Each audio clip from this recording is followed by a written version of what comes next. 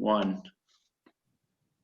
All right, everybody, welcome back to the Odin Development Sports Show. If you're joining us for the first time, thank you for exploring and coming to check us out. Odin Development is a team of veterans dedicated to what we feel matters most in the world, which is character. Our goal is to give back to the young student athletes in our communities and harness the positive power of sports in order to aid in leadership and character development. Go check us out at the website, www.odin-development.com. Or you can check us out on social media by searching Odin Development in Facebook, LinkedIn, Instagram, and YouTube. Today, we are blessed to have all three founders of Odin Development. So we've got Chris Lohman, who's our CEO, got his little soccer background, and from Matthews, North Carolina. And Tyler Crane as well, also from Matthews, North Carolina, who is our technical expert. He's got a lot of coding expertise and does some awesome work with our website. So blessed to have all three of us here today. And along with our special guests, which we will get to in a second.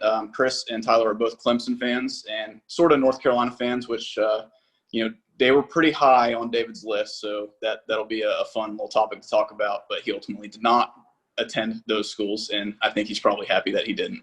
Not anything against those guys, but just happy for the way that things worked out for him.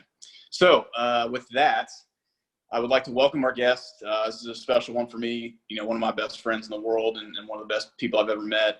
You might know him as Papa Yank, but I know him as the best, high character, genuine friend in the world, David Yankey.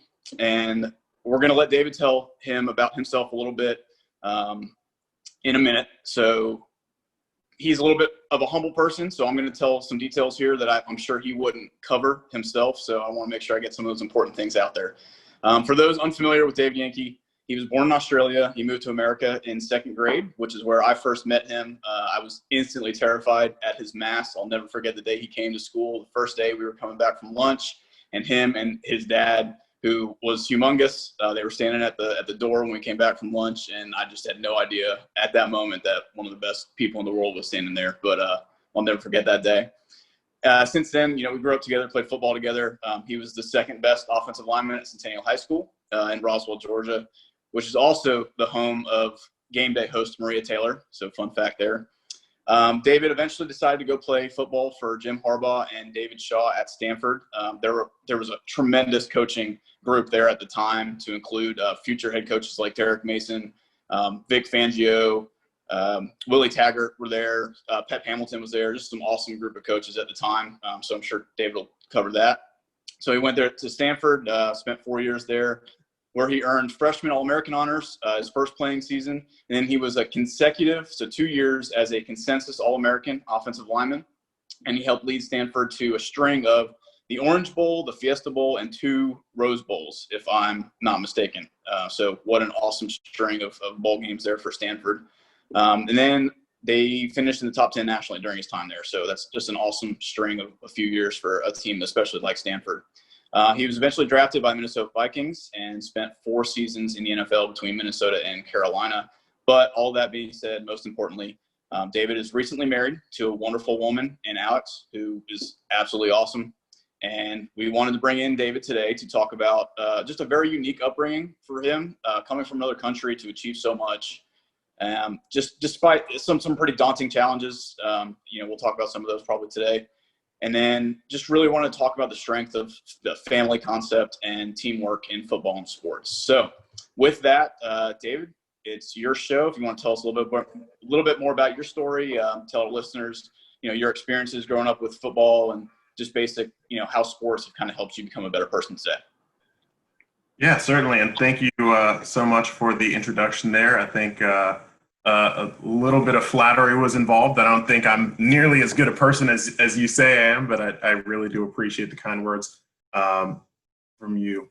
Joe and I are lifelong friends, so excited to chat with all you guys today.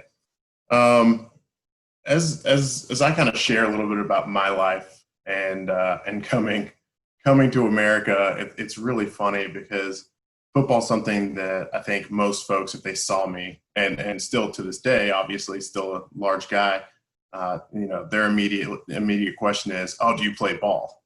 And I remember coming from Australia over here and not knowing anything about football. And the way that I actually learned to play football was through video games like Madden and the old NFL 2K system. And so I remember playing that in probably 5th or 6th grade. I had no concept of what downs were, first, second, third, fourth down, or what people were doing on the field. And it was actually through video games that I learned the basics, the very basics of kind of what football was all about. Ended up really liking the game online or playing video games, and decided to come out and play my spring of my 6th grade season. And so I believe Joe and I actually came out at the same time and joined our junior high team at the same time. And so we both began our football careers together. As Joe mentioned, I was always the second best O-lineman at Centennial, so it was tough growing up in his shadow, but we both had an absolute blast. And I think one of the really special things from our time there was the fact that we did develop such great relationships. We were actually, as little as 2 or 3 weeks ago, on a Zoom call with a bunch of our other high school football players who we'd spent years with, and some of the coaches even. So I think the importance of relationships, I know we're going to touch on that a little more later, but showed itself, was very evident in football early. So that was really cool. And then as I moved on to college, I was lucky enough to receive a number of scholarships, ended up choosing Stanford. Had grown up, my family was always really, really high in terms of academic focus and delivering there. Again, football was something that I didn't grow up thinking about. Actually, I remember when I'd first played the video games kind of in 5th and 6th grade, thinking like, oh man, it would be crazy to play in the NFL. And then I was like, what are the odds of that happening? Like less than 1%, like that's crazy. And it was one of those things that I just kind of always had a very level head and didn't think much of it, and kind of took it in stride as it did. Was very lucky to get those scholarship offers when I got into high school. And then ultimately, like I said, as I moved on to my career in college, chose Stanford and continued to have great relationships. And I think that was something that stood out to me. As you look at kind of your lifelong friends, a lot of those for me are football guys, especially from the high school and college years. So I think that is something that really, really played a role. My 4 years in college were phenomenal. It was a great experience. I was very lucky to be out there on the farm, the West Coast. I think the weather is a whole lot better than what Joe and I grew up in Georgia. Summers are a little bit easier, and we had a group that really had a good time. Joe touched on kind of the expertise of the coaches. One of the coaches that not a lot of folks know about, a guy by the name of Greg Roman, who is now the offensive coordinator, run game coordinator for Baltimore Ravens. And it's crazy seeing very similar aspects to our offense and what we did with some of our mobile quarterbacks back in 2010, 2011, and seeing him do the same thing with Lamar Jackson and having incredible success. And he's a coach who was just absolutely phenomenal. And not a lot of folks know him, but an offensive genius who kind of just flies under the radar, pretty subtle. And again, just speaks to the caliber of people that we were surrounded by for our 4 years and very lucky to be around. And then ultimately was very lucky to be healthy and drafted into the NFL, played for 4 years, and it was kind of a whirlwind. I'll touch more on that experience a little bit later. And then recently have jumped into a career in real estate development. So that's kind of a high level about me. Yeah, David. So it's so funny that you mentioned being the second best offensive lineman, and you made it to Stanford. I was really curious where our other co-founder, where he ended up playing football in college, but it must escape my mind.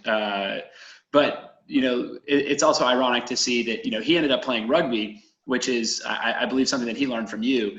And then you ended up going to play for Stanford and then ultimately the NFL, which it's kind of a funny aside there to one of our co-founders, being the best offensive lineman for his team. But I loved how you talked about your passion for football kind of stemming from video games, right? Because in today's culture, you almost call them the video game generation, right? Where, all of these young men and women are really, they're invested in video games, and especially with COVID, it's almost been like an outlet for them to kind of stay in touch with their friends, while they're, being forced to social distance. And it's really interesting and unique to hear a perspective of someone who, came from a different country first, but second, found love and passion for a game through video games. And I think that's an interesting dynamic that, maybe down the road we'll see a little bit more from. So that it was really cool to hear that, because, I start to relate that to what we're seeing in today's generation, and how, it doesn't just have to be all, they're playing video games for the sake of playing video games, but there's actually some pretty unique and good things that can come from video games. So it was great to hear that perspective from you. Yeah, certainly. I mean, I think video games can play an important role in development. It's actually really funny because loved playing video games as a kid. Didn't like doing a lot of physical activity and going out, and it's like, why would I go outside at heat in Georgia in the middle of summer? I'm in my basement. It's cool. I've got the TV. I'm eating snacks. Life is good. And so my parents were always encouraging me to be more physically active. Little did they know that the sport I would jump into would then encourage me to be as big as possible, basically. So it's just one of those really funny things. I don't think they planned that one, or that one worked out quite as they planned. But yeah, the role that video games play in development, and there's more and more studies and science coming out that do advocate for problem solving and all sorts of really beneficial kind of educational aspects. And I think the more that we can harness that and figure out what that looks like so that it is productive, I think the fear of parents always growing up is that it's not productive and the kid is just sitting in front of the TV for hours on end. And it's like, okay, great, he's really good at that video game and maybe he has some problem solving skills, but what is he or she doing later on? And so I think it's really cool that we're getting to that point. And one last aside about video games, I had a bunch of buddies. We all played Xbox. None of us were these over the top gamers who played all the time. But it's funny because as we all graduated from college, we suddenly ended up in different cities. We'd spent all our time together on the football team, hours and hours a day. And what we ended up doing was getting on the Xbox party, which is like the live chat, basically all being on the phone.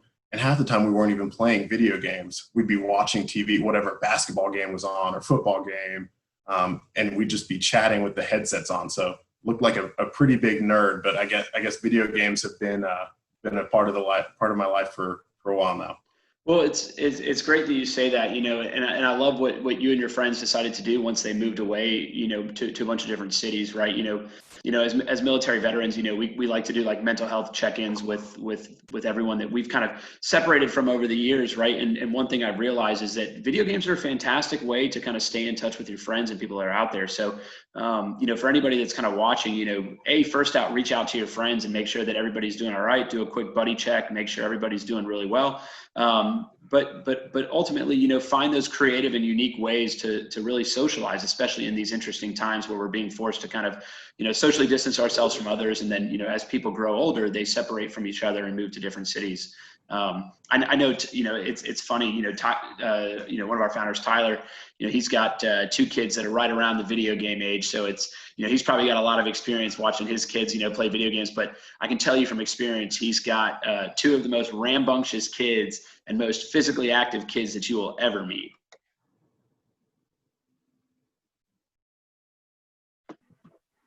That's my cue. Sorry, I missed that. Yes, they are 100% all the time. You'll probably hear them in the background as I speak.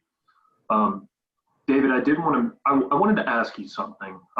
First of all, congratulations. I believe the word recently married was said, and I think that's super exciting, dude. And it's actually a great segue into the question that I have for you, because I noticed that you're a very relatable human being, but you have a lot of humility, and I think that's great. But that's what probably drives a lot of people to like you. And so therefore, it almost seems like you kind of gain a lot of family through friendships outside of your own blood family. How much of them have actually had like an influence in the decision-making throughout your life? So you're an immigrant. and you came to the United States and you met Joe, and you had what I would say you won the genetic lottery, man. You were a big dude and you had a lot of potential. And through video games, you saw something that you wanted to, let's just say, give a shot. And when you finally found yourself in a position to make something of yourself, I'd like to know how much of your family support influenced your decision and ultimately how that guided you to Stanford. Yeah, that's a great question. I think the support system and the resources that are around you, and this is obviously no secret, but are ultimately the key to success in your personal development. And as I think about that, that all starts with my core nuclear family, because when I came here from Australia, that was what my world, I remember my world shrank down to that. It's like, these are the 4 people I know in this country. And obviously you start going to school and meeting people and making friends. But I think that was very influential for me in terms of realizing at a young age that who I'm surrounded by is really, really important. And I was very lucky to have 2 great, loving parents who invested time in me. Like I said, they were the ones who were always pushing education from a young age. So I knew that it was something that was important to me because it was important to them, and it had just been impressed upon me all my life. And those are the things that I remember my mom and dad both reading to me at a young age. All of those things that go beyond just you, because at the time you're just getting poured into and you don't realize it. Ultimately, the goal is that then you're pouring into other people. And so, like you guys mentioned, recently married, and I hope my wife will verify this, but we're both pouring into each other and learning from each other all the time, and we've really enjoyed being married. Only about 6 months now, but it's been a blast in this weird upside down world we're living in. And that is kind of now where my world has shrunk back to, where, your world gets really big and then really small sometimes. And so I've been very lucky to enjoy this time with her in the same way. And it's kind of reminiscent of when I first came to the country. But in between, there have been all of these groups and all of this time with friends, with folks like Joe, with other lifelong relationships that are built, a lot of them through sports and through football, that you get a chance to do life together, which is really special. Like, these are the people that you call when something is really, really wrong, when something is, your back's up against the wall. I remember getting a call from a buddy, thinking it was just him catching up, and just bawling in tears because something had gone really wrong. And those are the kind of relationships that matter. Those are the folks that you want to be by their side in the same way that they want to be there for you if anything's wrong. And those relationships are really, really special. So kind of a roundabout way of answering all of that, but your support system and people around you, it's everything. Yeah, no, that's an awesome point. On that note, so first off, shout out to Dorena Yankey, who is a wonderful mother. In a little intro thing that I gave to Chris and Tyler when we first started talking about bringing David on, I think one of the things I mentioned is that we were incredibly lucky to live in an area and grow up in an area that I felt like at least all of our parents kind of raised everybody. So like, we would spend time with each other all the time. And, like David's parents helped raise me, and Patrick Toy's parents helped raise me, and, Marcus Neighbor's parents helped raise me, and all these things. And like, it was just a really awesome place to be in. And we're just very blessed for that.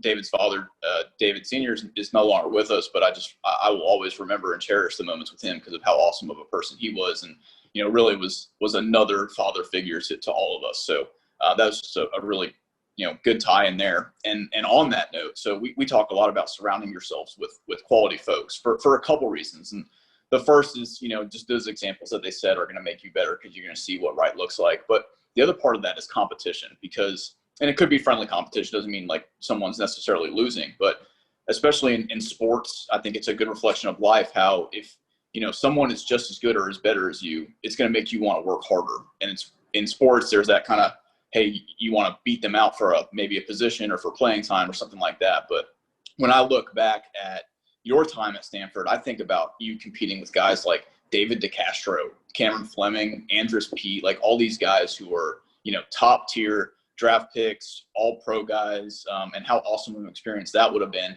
But on the other side of the ball, I mean, every day at practice, you're going against guys like Trent Murphy, David Perry, Chase Thomas, Ben Gardner, all these guys who are just absolutely phenomenal football players. Hank Anderson, that's another Georgia guy. So just talk to us about that, about competition on the field, and then maybe how that translates to, building adversity or going against adversity in life. Yeah, certainly. Another awesome question. This is probably one of my favorites as I think about it, because I think there are two things that really make you better in life. And there's certainly more, but there are two that stand out to me mostly because of my experiences with football. And one of them is competition. It's the people that you're around. It's what's going on in terms of, are you going to be willing to rise to the occasion and rise to the challenge? Like you said, it doesn't have to be combative, because that's different than being competitive. And then the second one being coaching, which we can chat about later, because I think coaching is maybe the biggest key to getting better, because they're the folks who are going to help you see your blind spots and develop in ways that you couldn't otherwise by yourself. But as we talk about competition, I loved it, man. I just embraced it. I remember getting in there as a true freshman, just didn't really know which way was up, and was just flying around. And it was one of those things that you realize sometimes even the older guys, you come in as a true freshman, you just don't know what's going on. And then you realize that sometimes the older guys don't actually know everything that's going on either. And there's this saying that really, I remember our coach said, it was someone on the Harbaugh staff. It wasn't Harbaugh himself. And it's said by a bunch of coaches, but he said, act like you've been there before. When we scored our first touchdown, because everyone's celebrating, it's like, all right, calm down, guys. Act like you've been there before. And really, folks use that and should use that sometimes on the front end too. When you're looking at a problem, you're like, man, I have no idea how I'm going to go and solve this. Sometimes you can give yourself a little bit of confidence and calm yourself down a little bit by just thinking, hey, act like you've been there before. We'll go and figure it out piece by piece. So interesting little nugget there. But anyways, back to the competition. Like you said, I mean, there were guys, NFL talent all across the field, which for me was actually a surprise. So I guess I'll take you back to when I committed to Stanford. When I committed, Stanford had finished a 7-5 season. They were rolling into, it was the summer before the first season where Andrew Luck ended up playing, and he led them to an 8-5 finish, and they lost their bowl game. He didn't actually play in the bowl game, so I guess he went 8-4 as a starter. And everyone's talking about this guy like, man, this guy's legit. But Stanford's still kind of a middling team. Like 3 years ago, they went 1-11. And so I get there and I'm like, okay, well, going to Stanford, but the education's really high on the list. We'll play some good ball, maybe we'll get a couple upsets as far as a career goes. And I'm in practice like, man, I feel like we're messing up a lot of stuff. Like, it's not clean. The defense, it feels like they're just whooping us every other day. Because little did I know we had a ton of NFL talent across the line from us. And then we rolled into our first couple of games, and I was like, man, we're blowing guys out. We just beat Wake Forest 68-14 or whatever it was. And it was one of those things where I came in with this mindset thinking that, Stanford was a middling team. Little did I know that Harbaugh really had built the beginnings of what was basically a juggernaut in the Pac-12 for a couple of years there. And there was talent all over the place. And so it was one of those things that the competition internally drove all of us to be so much better and made us question how good we were, that when we got out on the field against another opponent, it wasn't even a competition in a lot of games, which was a pretty awesome feeling. And that's ultimately what you always train for. And I know that you guys in the military, that's the goal as well, right? You have to be so trained and so dedicated that when you're in a situation, it's like practice. It's like secondhand nature. And so I love competition. I love training because ultimately it leads to wins. Yeah, it's competition is fantastic, and it's interesting that you talk about it. And it's so hard to get into that mindset of practice makes perfect. Practice like you play. what elements of the kind of that Jim Harbaugh era or that Harbaugh coaching staff era really, kind of drove that, right? Was it refocused on discipline? Was it a tough love mentality? What elements of the coaching style really made it to where you almost feel like, we're not good enough to play, at this level. And then when you get out on the field, you are leaps and bounds further than you ever believed. What elements of that coaching style kind of helped you out there? Yeah, so I think that staff specifically did a great job of challenging guys. Like you mentioned, tough love. There was a lot of tough love coming from the coaches in that locker room. They were really, really hard on us, and they would ride us. You'd have long practices, you would grind, and ultimately the expectation was that you would then really be self-starters, right? Like, it wasn't just the coaches driving you, it was then, okay, now it's time for the leaders, the internal team leaders, to step up and take control. And so that's kind of I would say the next step in team development. It starts with, you've just got a coach yelling at you and kind of driving you from the back. And then ultimately it's the leaders who step up internally in the team are like, all right, I'm bought in. I get what this program's about. I get the work that we have to put in, the dedication that we have to have. I'm going to be the motivator now. I'm going to be the driver, at least from the motivation perspective and the competition perspective, so that the coach can focus on being the coach and focus on scheme and whatever it takes, for us to win from a kind of more strategy standpoint. So I'd say that's kind of one of the things that they employed. They also were they were really funny in terms of kind of mind games. They would just mess with players all the time. And I think all of that was just to keep everyone on their toes. One of the things that our strength and conditioning coach always talked about was your mental fortitude, your mental strength. And he had a phenomenal program while we were there as well. He recently left, but he was National Strength Coach of the Year, Strength and Conditioning Coach of the Year at least once, maybe twice. And he was a guy who was completely dialed in on the mental game. He based his whole program off of a couple tenets that were flexibility, right? He was trying to avoid injuries. Conditioning, he said, you're never going to be more tired than the other team. And the last one was the mental strength aspect and just being completely locked in. So you're locked in so that you're the best team, from a mental standpoint, you're the best team in the first quarter. You're conditioned so you're the best team in the fourth quarter. And he really he just pounded that in our heads over and over again. We're breaking down the team on quotes all the time. I'm personally a big quote guy, so I loved it. And it was one of those things that just, again, requires buy-in. But once guys buy in, you realize there's a lot of power in that. And the power of belief is really, really strong.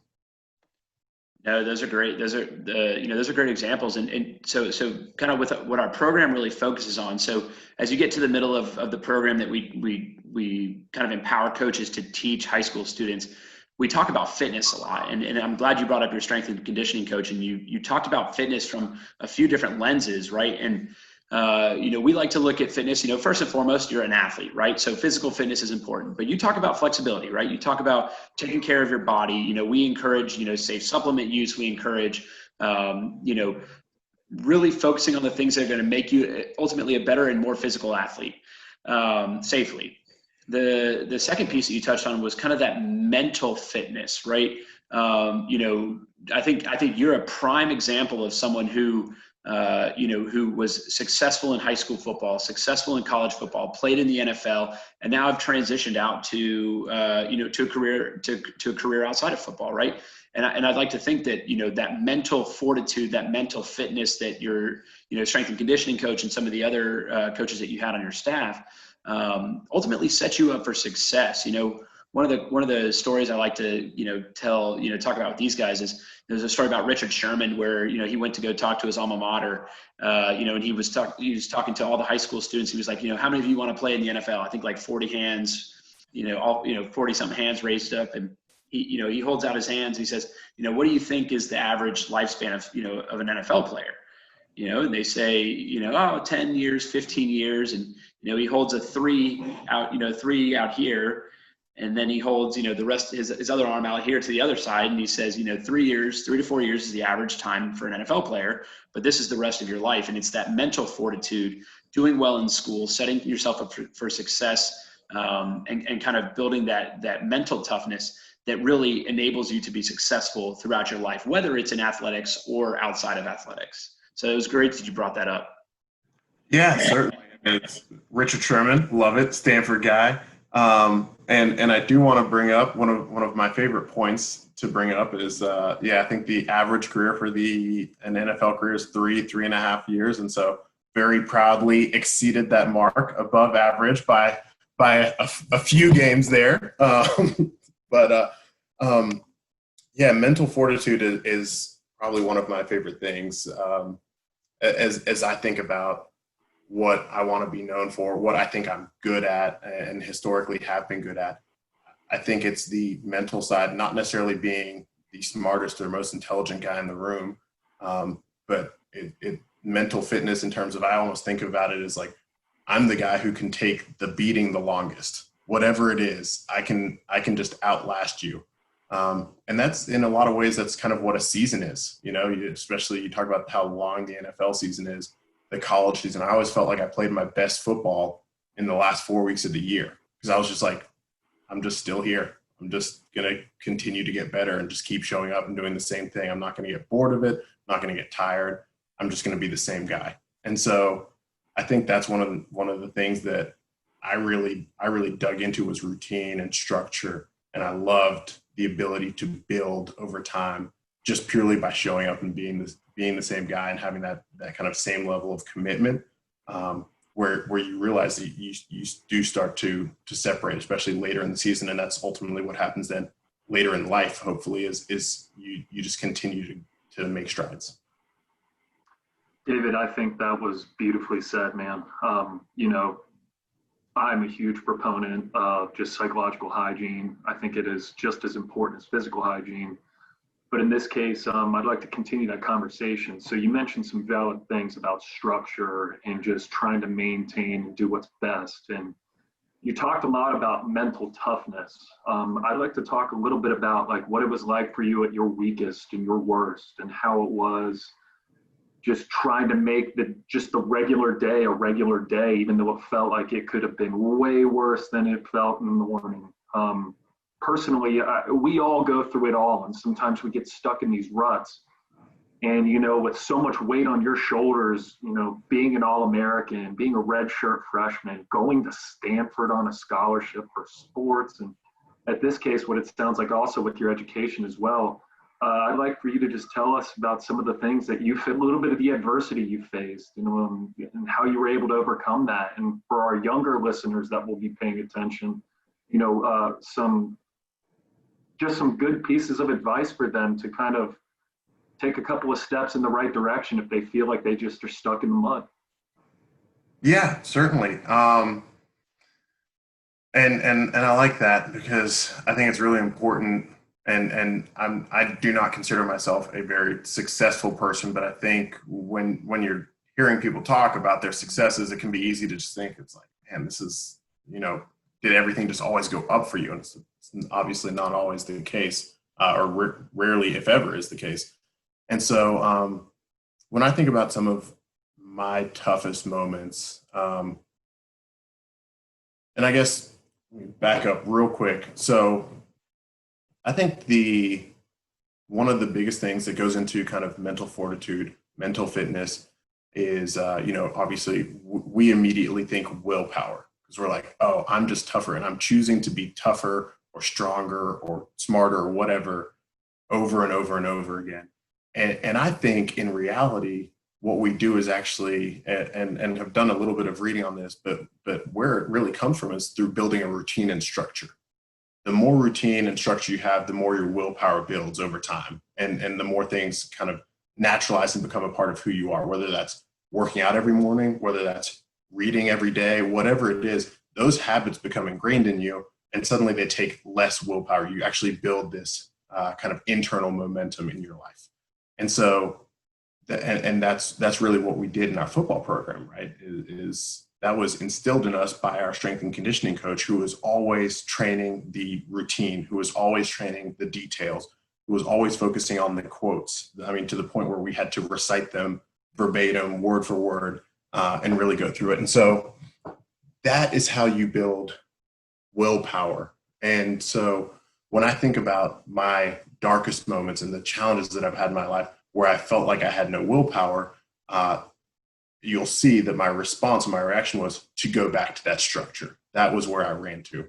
And so talking specifically about those times, the one that comes to mind easily for me is actually my father passing away. So he ended up passing away actually just about 7 years ago, coming up close on the anniversary date. It was something that was a complete shock. He'd had some heart issues, kind of mild heart issues when I was younger in high school. Had ended up losing a bunch of weight, getting really fit. Well, not really fit, but in a lot better of a spot.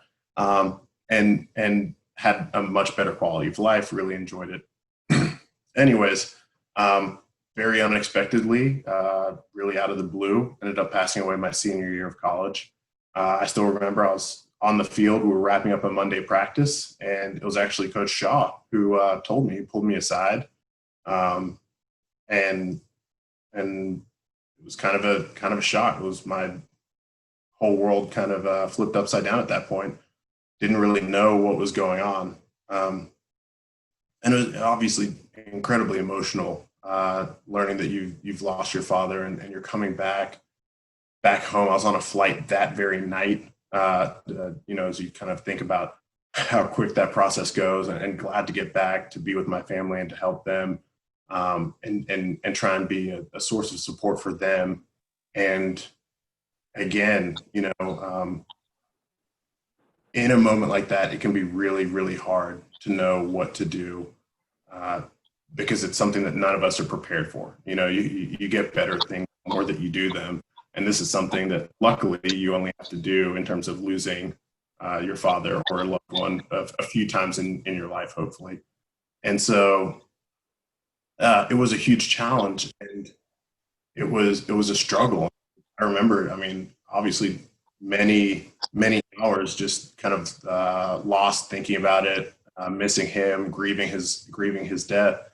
But ultimately, what helped me the most in that time was took about a week, was home with the family, had the funeral, did all that stuff, and then came back and was right back. Again, this is in the middle of football, so I ended up missing a game and everything, and ended up coming back right back into it, and it was so therapeutic, just getting back to my routine. And that routine happened to at that time be football, but it really was an opportunity to throw myself into schoolwork and just do those two things, and try and focus as much as I could on doing those really well.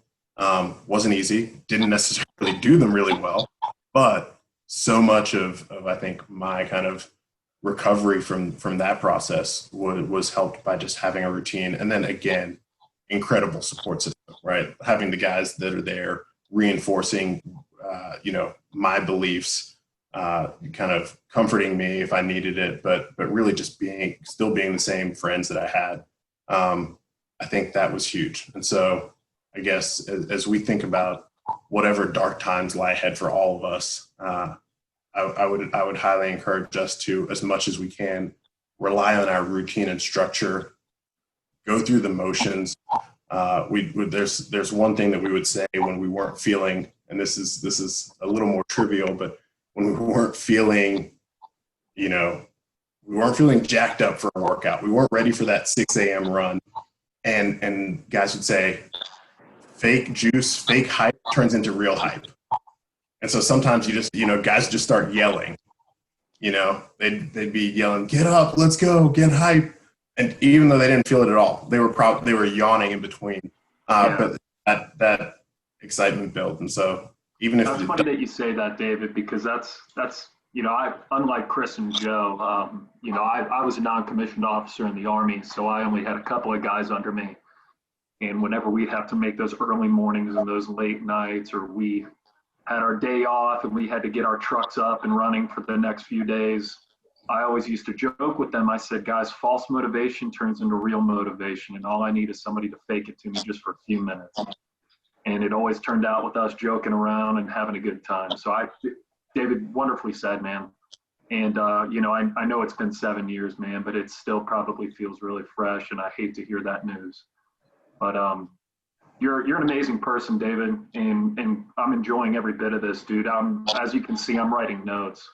And what you're saying, dude, is just spot on. You know, everybody needs to hear this. Everybody needs to see that, you know, somebody like yourself who has got accolades galore also faces adversity in a very low time. And for you to say, you know, rely on routine and structure, dude, that's perfect, because somebody like myself needs to remind myself of that as well. You know, we've got a routine and a structure for a reason. And when we deviate from that, you know, we tend to fall off that wheel and we start feeling weird. So thanks, David. I'm going to pass it over to Joe here. Yeah, no, I think it's a great point. A quick transition from, you know, sports to the military kind of connection that we have going here. And that's exactly why we do the things that we do in the military, right? Where you wake up at the same time every day and you shave right when you wake up and you go work out the first thing in the morning. And then you go at the exact same time and you do your formation and you just get in that structure and that routine. And, you know, I've been blessed that I haven't been to combat before, but those are the things that when guys do go to combat, those are the things they talk about. They're like, listen, we stuck to our routine and we were exactly the same way from the time that we started training up through the time we took contact. And that's what helped them get through it. And, you know, obviously a different situation than playing football, but the same concept exists where you stick to that routine, you stick to your pattern and train as hard as you possibly can. You're going to be ready for it. So I think that's a really good connection there. And then, you know, David, obviously, you know, your father is one of the best people that I've ever met, and so grateful to have had him in my life. And I just really appreciate you sharing that, because how many kids out there are going through something similar? And, you know, if they watch this and they hear that and they'll be like, you know what, if, you know, David Yankey can go do that and then, by the way, become a consensus All-American that season. I mean, that's pretty spectacular. So I think that's a really good point there. So I want to transition maybe a little bit away from sports some. We talked about, you know, Alex, and we're all, you know, in great relationships, and I know that sports have had a really good impact on my life. In fact, I probably wouldn't have met my wife without football.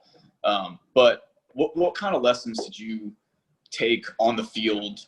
We've talked about some of it, kind of that mental toughness and that the routines and things like that. But what kind of other things that you take from football or from sports into your marriage and then into your career? Like, what kind of lessons, what kind of character traits, what kind of leadership traits helps you be a better worker in the real estate world, and what lets you be a better husband, and then eventually, you know, what do you think is going to make you a better father one day?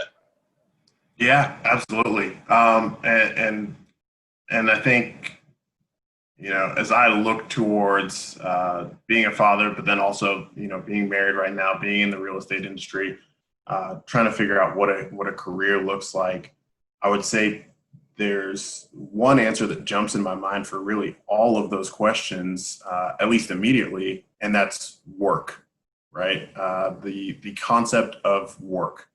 And I love that, because that was one of the biggest things that I learned from football. Is it's kind of, it's a meritocracy. So you get in or you get out what you put in.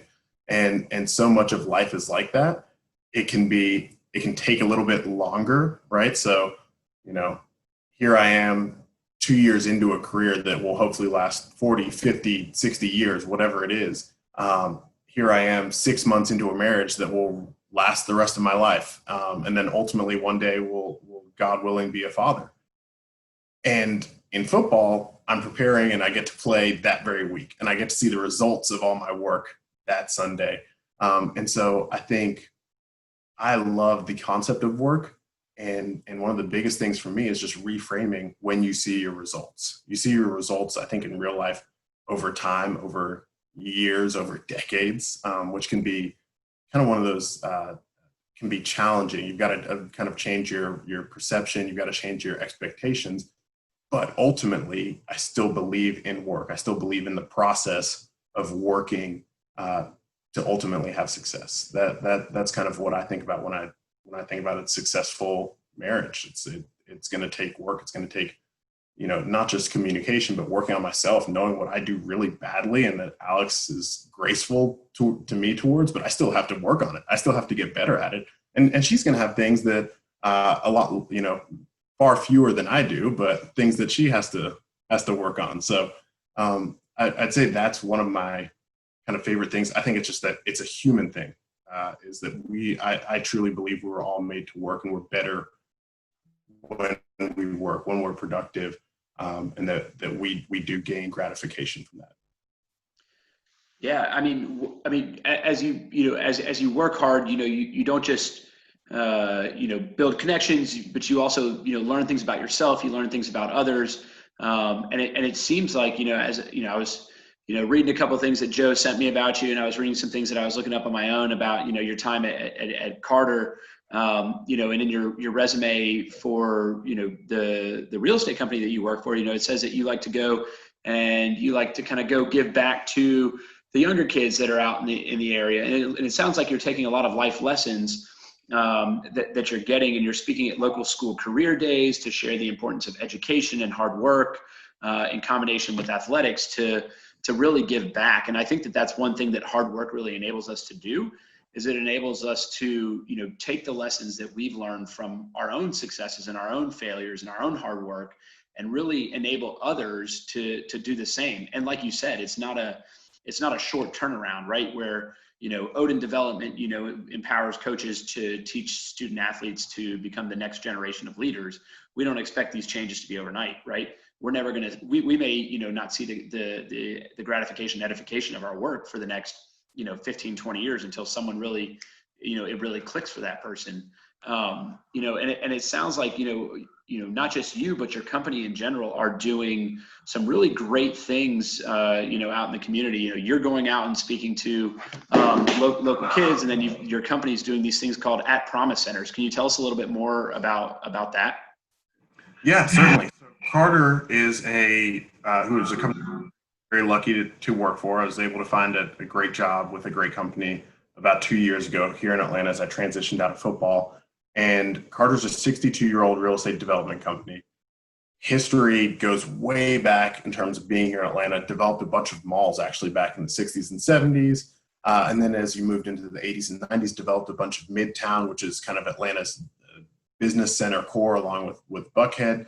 And then in the 2000s, kind of continued doing office, started doing some multifamily, and really have developed on a national scale in terms of projects from Cincinnati to Boise, Idaho to Texas, but really always with a Southeast focus and a love for and passion for Atlanta.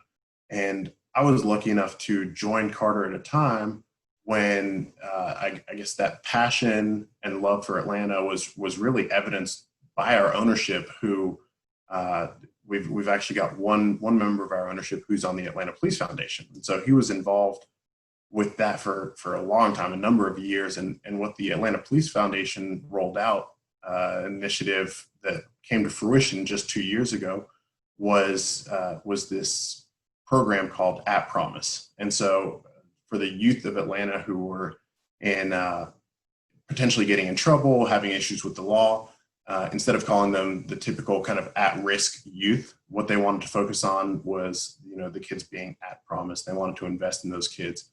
And so they decided to create this kind of community center that would house a bunch of different organizations within it in terms of, they've got counseling in there. They've got all sorts of resources. Big Atlanta organizations and groups like the Atlanta Hawks donated a half basketball court with the Hawks logo on it and all sorts of really cool stuff.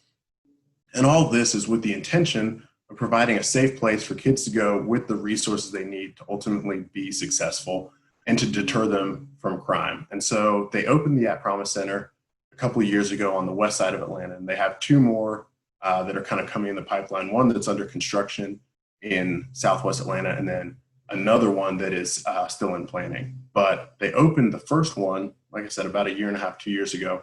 And initially it was planned for kids who had maybe had a couple run-ins with the law, were assigned by a judge to go to this instead of immediately going to juvie or whatever other, some type of corrections facility. So this was truly trying to deter kids from crime. And what they saw was not only did those kids love it and really embrace the resources that were there, the kids from the neighborhood just wanted to come voluntarily and be a part of this community. And it's really cool because it's also an intersection where you see, there are police officers there who are building relationships with these kids, and there's really, really good stuff going on. And this is something that Carter's been actually was involved with the first one, the second one, and the third one. So we're really proud of that level of involvement. And it's something that's led by our owners, again, who it's really cool to see them put up so much pro bono work and dollars because they believe in this. It's really cool to hear you say that. I always think about, the way you mentioned it, it was, you built this program that was designed for people that were kind of forced into the program a little bit. But I love that Field of Dreams quote, if you build it, they will come, right? Where you've built something that, ultimately has like real and true altruistic value. And now people just want to be a part of it because they see the collective growth opportunities, and they see the opportunities to develop themselves, and they see opportunities to become better. So I love it. And I love what Carter's doing. I love that you're a part of that. It sounds fantastic. Yeah, thank you. They did a great job. Yeah, we talk about on here all the time, like how much of a positive influence athletes can have at every level. I mean, you think about how big of an impact you can have as a high school athlete if you're, one of the big dogs kind of in your high school, how much you can have a positive influence. And then as you get older, like college athletes are having more and more of a voice now. And then obviously professional athletes, kids look up to them all the time. So having that positive influence is so great. We're really big on this concept that we say is confront, don't complain, which basically means like go do something, don't just talk about it. And, I think recently a couple of examples I'd point out is the Todd Gurley one that we've seen about a week ago, where he actually like set up a program to help people at UGA and help folks in Athens, Clark County, and just actually doing something to help the kids in the area, which is awesome. We think about like LeBron James's I Promise School, which I know there's some tax issues with the city of Akron and there's some problems there, but I think the concept is really good, right? Because we're taking these kids out of bad situations where their success rate is close to nothing, and we're putting them in a situation where they might have some greater success, which is what kind of reminded me of what you just talked about. So I think those are just really awesome initiatives there. So we got like two more questions about David. So the first thing I want to talk about, you kind of mentioned it a little bit earlier, just about mental toughness and sort of that will to fight through stuff. And I think that gets a bad rap sometimes, where, especially in males, and maybe I'm wrong about this, but I think you see it a lot in males, where there's a concept that we just have to be tougher than everybody else. We have to kind of suppress our emotions and fight through stuff. And I think this came up very prominently in the news last week with Dak Prescott. I'm sure you guys probably read about that or heard about it, where he was going through a lot between coronavirus and, his brother had died. And we know now that it was, a self-inflicted issue. But he came out and said, like, hey, I was struggling with this and it had a toll on me. And then a news reporter comes out and says, hey, man, you've got to be tougher than that. And I couldn't stand hearing him say that. I'm not going to mention who it was, but, I think that was really unprofessional. And I'm not the biggest Dak Prescott football player fan. I think he's okay. I don't think he's great. But I really commended him for coming out and saying that. So I just want to ask you, what's your mindset about that, especially being an athlete in the NFL, which is who I think most people think of as probably the toughest, most manly guys in the world, and maybe some moments where, maybe you struggled or you saw some teammates struggle with that concept of just being tougher than everybody else. Yeah, what I'll say is completely agree with you. It was really, I think, impressive to see Dak have that willingness to be vulnerable at such a large scale. I think it's easy for some of us to share and confide in our friends. It's harder to have that level of vulnerability and open yourself up to the world and the internet, right? We know there's a lot of folks with a lot of opinions, internet trolls, and all sorts of stuff, and there's going to be backlash. But I think his willingness to share, hopefully, like you said, I mean, he's so influential. I mean, he is not just a professional football player. He's the face of a franchise. He's the quarterback of the Dallas Cowboys. And so for him to admit that he's struggling, with anxiety and depression and mental health at a time where, by the way, it's highest rates across the country, given coronavirus, COVID, and everything that's going on. I think we're all having a tough time, and mental health is kind of at a premium. But I also find myself very lucky and very blessed, I think, in my mind, as I look at kind of when my career started was really the kind of beginning of folks being open about stuff like this and being able to talk about it. I was lucky to not live in a world where it was kind of forbidden and not allowed and taboo to talk about, and something that, you know, I appreciate leaders like Dak and others who embrace it and who talk about it, because it makes for such a better life and quality of life, especially as you think about young kids as they're trying to figure out how they look at the world and their view and their perspective, and to understand that is not there's not, you know, this isn't something that they have to hide, right? And this is something that they can share and can ultimately, hopefully, get better. So really cool by Dak there. Yeah, definitely. I think another part of that too, at least something close to us, or, you know, our at least group growing up is, and I'm sure other people are like this. I would imagine they are, but I know that every time we talk and every time we get to see each other, it doesn't happen very often. I think the phrase, like, something's very simple by saying, you know, I love you, I think is really hard for guys to tell each other, but I think it's so important to kind of be there for each other. And I just think that's a really big deal. And I think Dak kind of brought that to light. So I thought that was a really cool thing from him. All right. So last question. So maybe tying it a little bit back to football here, but I think we covered some really important, you know, football, real life connections, and then, you know, talk about marriage and being a dad and a husband. And at the end of the day, you know, those are the things that we do this for, is to make young men and women be better fathers, better mothers, better husbands, and better wives, because, you know, that's what we should be here for. So on that note, and you talked a little bit about some of the coaching impact, but I just want to ask you, you know, what maybe some examples or some really specific people that you had during your football career at every level that had more of a character kind of mindset with you, or really focused on your leadership development, your character development. You know, as someone who, you know, I think my dream job would probably be like a player development coach at Georgia or something, just because I think it's such a cool, rewarding thing to give back to people, and then to tie it into a sport that I love like football. I think that would be such a cool thing. So just to ask you about that relationship that you had maybe with either a coach, a player development professional, or, you know, what kind of impact that had on your life and your career. Yeah. So I love ending on an easy question because like I said earlier, I think there are two things that really ultimately drive you from a growth perspective and help you to be successful. And one of them is competition / I guess kind of motivation tied up in there. And the other is coaching. And as I think about coaching, obviously, again, from a functional perspective, it allows you to grow. It really opens up your horizons. They help you to see things that you couldn't otherwise see on your own, whether that is technique, whether that is potential, whether that is, you know, whatever it may be. A coach can really significantly help you grow in ways that you otherwise couldn't. And so I've always been thankful to have coaching in my life. And it was one of those things that I didn't realize how much coaching I got from football. That wasn't just football, but also life and just kind of being an anchor. Some of those guys are in your life until you're out of football and you don't have a coach who's yelling at you about film every day, but also teaching you about life along the way. And so I will say I was very lucky to really, really, truly at every level have folks who invested deeply into us.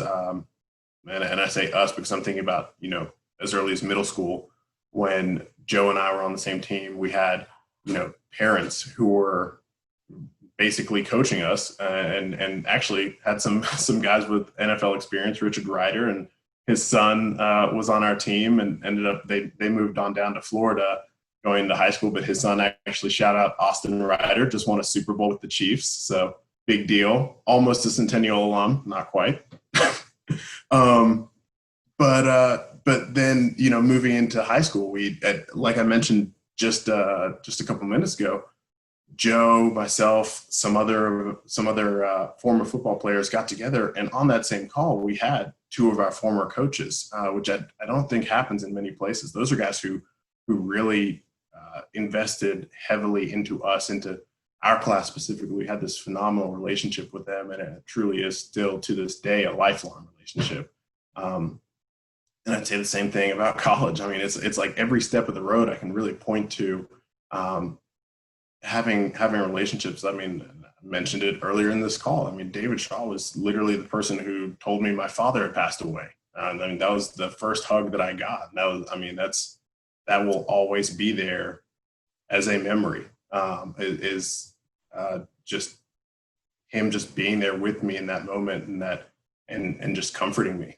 Right. I mean, that's what coaches do beyond football. That is pretty incredible, and it's something that I think we all aspire to. Like you said, Joe, the dream job is kind of being a player development guy. I think whatever I end up doing long term, I think the opportunity to then go back and invest in people in that same way and to be there for people, to build them up, to support them is a pretty incredible opportunity. So that's what I have to say about coaching. Pretty special occupation. Yeah, great. Thank you. So, Chris and Tyler, I'll let you guys follow anything up, and then we'll get David out of here. David, I think that was wonderfully said, friend. Something that I'd like to just kind of repeat of what you said, that how much the impact of some of the coaches have had in your life. I like to encourage our audience to heed that advice, because mentors do more for us than we could even imagine, whether that be a coach, whether that be a community leader, or in this case, whether that be David Yankey's future mentee in 10 or 15 years from now. That kind of social responsibility and that civic engagement, that's what changes the world.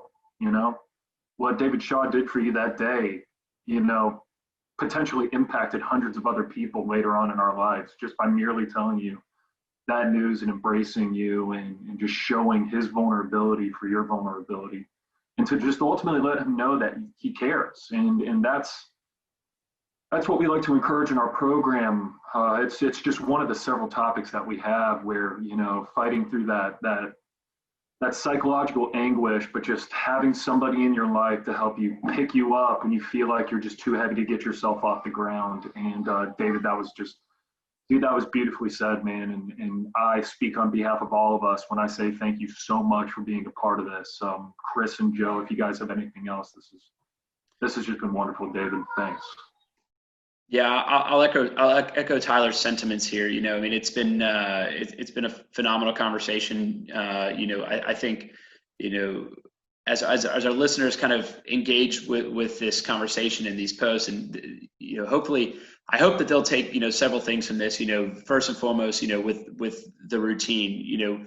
I think tomorrow morning I'm going to wake up at 6 a.m. and I'm going to go on a run before my flight, just because I feel a little bit more motivated now to get that structure back in my life.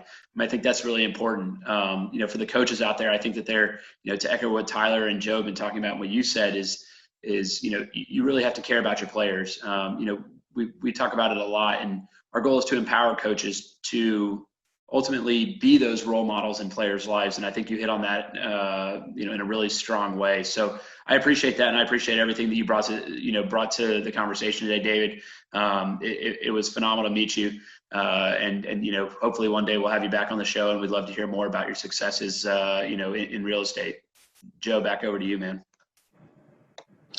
Yeah. So obviously I'm biased, but David is just a tremendous person, a tremendous man.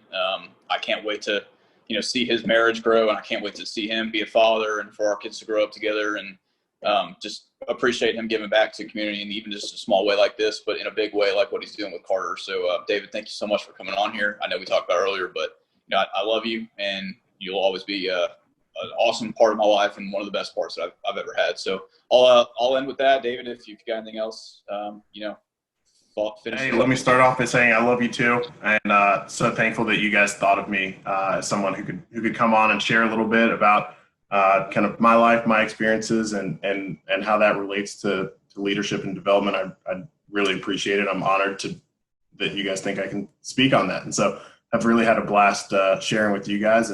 And shout out to you, Joe. Hopefully one day I am a father, but you're coming up on it pretty quick. So it's a really exciting time for you, and hoping and praying that everything continues to go well. So thank you guys. I appreciate it. All righty. Well, to listeners out there, we appreciate you guys and appreciate all the support. And thanks for tuning in today, and hope everything's going well for everyone.